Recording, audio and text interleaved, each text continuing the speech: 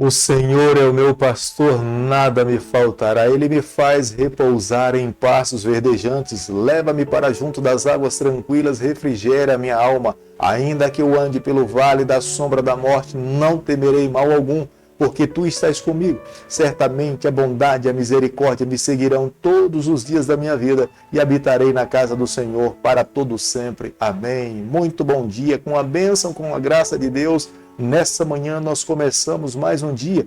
Queremos a cada dia vivermos mais próximo do Senhor.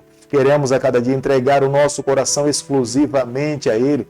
Queremos a cada dia permitir que nós vivamos mais para o Reino e menos para essa terra. Todos os dias nesse canal nós estudamos um capítulo da Palavra do Senhor. E nessa manhã eu convido você a ter nas mãos a Palavra de Deus no livro de Atos, capítulo 5, o versículo 1. Entrando certo homem chamado Ananias com sua mulher Safira, vendeu uma propriedade.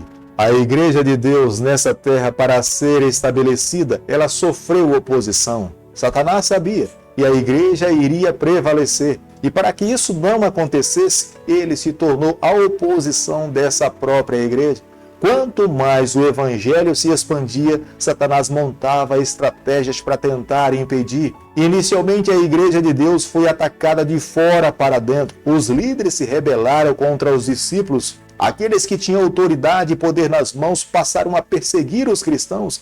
Satanás, percebendo que dessa forma a igreja crescia gradativamente, crescia cada vez mais, ele agora busca então atacar a igreja de dentro para fora. Coloca pessoas dentro da igreja que não fossem verdadeiros cristãos, que não tivessem tido uma verdadeira conversão, que fosse joio no meio do trigo e que as suas vidas começassem a atrapalhar organicamente o corpo de Cristo nessa terra. O capítulo que nós passaremos a estudar nessa manhã, nós veremos a história de uma família que foi convertida. Deus abençoou essa família. Eles tinham um campo. E eles tomaram uma decisão de vender esse campo, como muitas pessoas estavam fazendo, para doar parte do seu recurso para a igreja, para o desenvolvimento do corpo de Cristo nessa terra.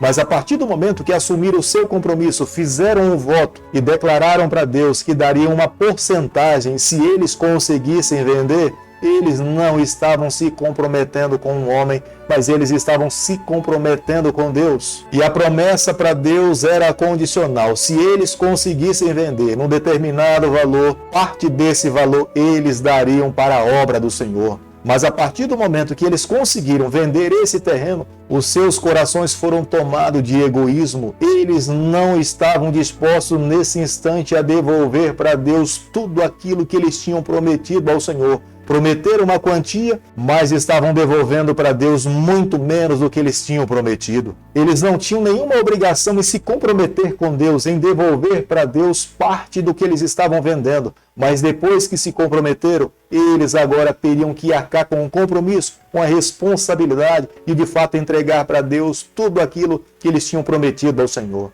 Atos capítulo 5, versículo 3, a Bíblia diz o seguinte: então disse Pedro: Ananias, por que encheu Satanás teu coração para que mentisse ao Espírito Santo, reservando parte do valor do campo? A igreja apostólica vivia num período conduzida pelo Espírito Santo. Não eram homens que conduziam aquela igreja, mas era Deus, através do poder do Espírito Santo, que conduzia a sua igreja. As obras que aquela igreja fazia não eram obras humanas, mas eram obras divinas. Deus sempre esperou que a sua igreja fosse conduzida dessa forma por Ele, não por homens, mas homens santificados, separados, conduzidos nas mãos do Senhor, para que a obra pudesse avançar em toda e qualquer circunstância. É diante dessa circunstância que Pedro, cheio do poder do Espírito Santo, pergunta para Ananias e Safira, o casal que tinha se comprometido com Deus em vender aquele terreno, e eles dariam parte desse valor para o Senhor. Por que é que eles permitiram que Satanás enchesse os seus corações com o egoísmo? Se eles tinham se comprometido com Deus em devolver parte para Deus, eles deveriam ter sido fiéis. E Pedro falava: vocês não mentiram para homens, mas vocês mentiram a Deus, ao Espírito Santo. Aqui dentro da palavra de Deus nós encontramos a referência do Espírito Santo ser chamado, ser conhecido e mencionado pelo apóstolo Pedro como sendo o próprio Deus. O Espírito Santo é Deus. O Espírito Santo possui a essência de Deus. Os atributos que nós encontramos em Deus Pai e em Deus Filho, nós também encontramos esses mesmos atributos na pessoa do Espírito Santo. Ele é eterno, Ele é onipresente, Ele é autoexistente, Ele é imanente, Ele é transcendente, Ele lê o nosso coração, Ele conduz a sua igreja, Ele é tão divino quanto Deus Pai, quanto Jesus Cristo. E foi diante da igreja, diante das pessoas que estavam adorando ao Senhor naquele momento, é que Pedro, conversando com Ananias, ouvindo as revelações que Deus tinha colocado no seu coração, que Ananias caiu por terra completamente morto. E foi necessário que os irmãos que estivessem dentro da igreja se levantassem, pegassem um lençol, pegassem o corpo de Ananias e levassem para ser sepultado. 3 horas depois, a esposa de Ananias vai à igreja sem saber do que estava acontecendo. Pedro vai na sua direção e pergunta para ela: por quanto vocês venderam o terreno? E ela respondeu, e Pedro mais uma vez pergunta para ela: por que vocês reteram um valor que foi prometido para Deus? O teu esposo foi sepultado porque ele mentiu para o Espírito Santo, e não será diferente com você. E não se demorou muito, a esposa de Ananias caiu por terra completamente morta. As mesmas pessoas que levaram Ananias para o cemitério foram as mesmas pessoas que pegaram a esposa de Ananias e levaram para sepultar o seu corpo ao lado do seu esposo. Atos capítulo 5, versículo 14, a Bíblia diz o seguinte: e crescia mais e mais a multidão de crentes, tanto homens como mulheres, agregados ao Senhor. Nesse período que a igreja crescia assustadoramente, aqueles que não tinham uma verdadeira conversão, eles temiam viver unido aos discípulos, porque eles sabiam que o nível de moralidade pregado e vivido pelos discípulos e aqueles que estavam seguindo a mensagem da cruz eram pessoas que estavam completamente comprometidas com Jesus Cristo. Viver uma religião superficial nesse momento era correr o risco de perder a própria vida. Era o que tinha acontecido com Ananias e Safira. Prometeram para Deus uma coisa, e no momento então que receberam a bênção de Deus, entregaram uma outra parte para o Senhor, completamente diferente do que eles tinham prometido para Deus, e foi a razão pela qual eles perderam a sua vida. Aqueles que se uniam à mensagem da cruz se colocavam nas mãos de Deus por inteiro. Não faziam uma entrega pela metade, não se entregavam numa porcentagem que não fosse real e verdadeira, que Deus não esperasse para a sua vida. Aqueles que aceitavam a Jesus se colocavam nas mãos de Deus e esperavam ser um vaso completo usado pelo Senhor nas suas mãos. Como esse capítulo da Bíblia nos ensina como é que Deus espera que o seu povo possa viver. Deve haver verdadeira conversão, deve haver verdadeira entrega. Aqueles que não se entregam a Deus por inteiro não são aceitos pelo Senhor. Só há verdadeira aceitação por parte de Deus quando nós nos colocamos nas mãos de Deus sem reservas. Atos capítulo 5, versículo 19, a Bíblia diz o seguinte: mas de noite um anjo do Senhor abriu as portas do cárcere e, conduzindo-os para fora, disse: ide e apresentai-vos no templo, dizei ao povo todas as palavras desta vida. Deus esperava que essa igreja testemunhasse do seu amor. Não seria as prisões que iria conter a mensagem da cruz. Esses homens estavam completamente revestidos pelo poder do alto. Era o Espírito Santo que conduzia a sua vida. Quanto mais eles perseguiam os cristãos, quanto mais eles matavam os cristãos, era como se o sangue se multiplicasse em mais cristãos. Deus estava à frente do seu povo.